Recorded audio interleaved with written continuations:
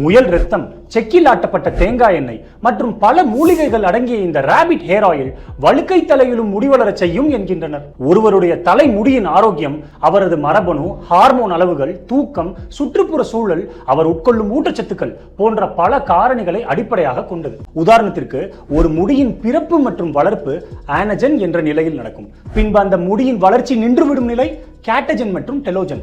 பின்னர் பரிதாபமாய் இறந்து உதிர்ந்துவிடும் நிலைதான் எக்ஸோஜன்.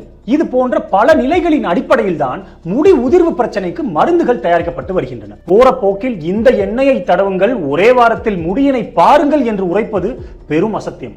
மேலும் இது போன்ற பிராணிகளின் இரத்தத்தில் செய்யப்படும் கலவைகள் ஒவ்வாமைக்கு வழிவகுத்து பொடுகு, அரிப்பு, சொறி சிரங்கு மற்றும் விலங்கியல் நோய்கள் பரவும் அபாயத்தையும் ஏற்படுத்தும். எனவே இன்ஸ்டாகிராம் மற்றும் யூடியூப் இன்ஃப்ளூயன்சர்ஸும் இது போன்ற தயாரிப்புகளுக்கு விளம்பரம் புரிவது தர்மம் அல்ல.